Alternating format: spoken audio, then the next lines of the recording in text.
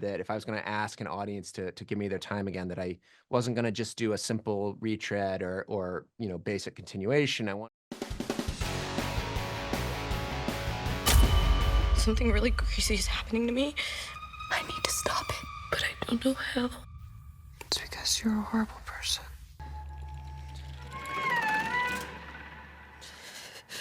Gemma?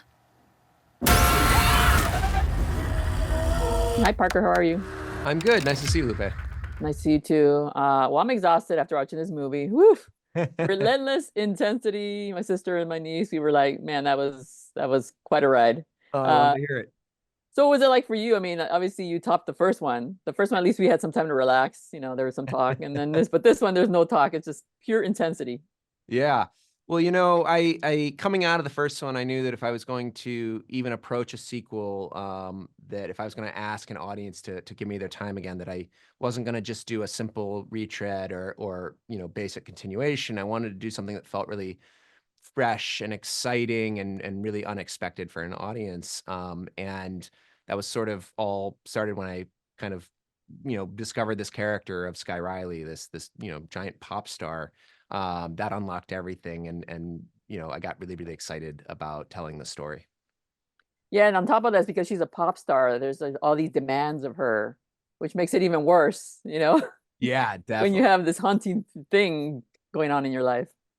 Yeah, absolutely. I think, somebody who's so in the public eye is always expected to be on and performing and sort of, greeting the world with a smile. Yet behind the scenes, I wanted to take the audience kind of behind that velvet rope and, really tie them subjectively to this human being who's sort of behind this public persona who is, dealing with something that's quite fraught. On the Mhm. inside, she's got so much going on and secrets and things that she can't really tell people. And, she can't really trust a lot of the relationships around her. And, it feels like even though she's surrounded by people all day, every day, she's kind of the loneliest person in the world. And it just felt like a really right place to start for a Smile story.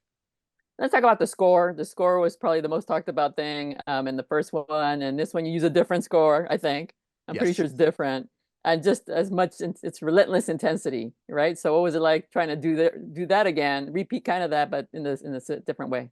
Definitely. It's the same composer, Cristobal Tapia de Veer, who I absolutely adore working with. And we talked early on. I bring Cristo in very early in the process at the script stage. I have him read the script and we start talking about score right away, and he starts sort of developing a sandbox. And we wanted to make sure that while, there's a through line from the first Smile, that it was because this film has its own identity. We wanted the score to have its own identity. And we talked about things about how, interesting it would be to infuse elements of pop and like vocalizations into a really unsettling, anxiety inducing horror score. And I'm just like so beyond excited with where we landed. And I can't wait for people to see the film and to hear that score.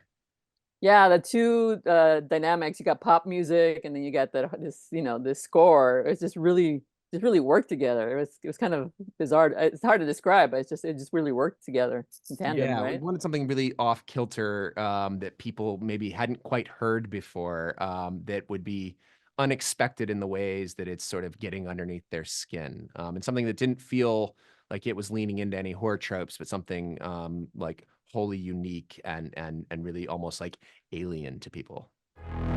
Doctor, I'm going insane. I've got a bad mind. Give me a new brain.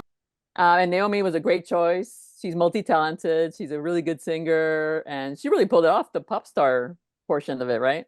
Definitely. I mean, Naomi has this incredibly like uncanny X factor to her, this gravitas where you instantly believe her as this mega pop star. But what's so special about her is that while she can play that, she also can go to these really raw human places where, she's spiraling out of control and not only hitting rock bottom, but punching through it. And bringing that all together with the singing, with the dancing, she was just an absolute dream to work with, a perfect partner in crime. All right, well, congratulations. It was an exhausting experience, but a good one. Oh, thank you so much. I really appreciate it. Quite unique.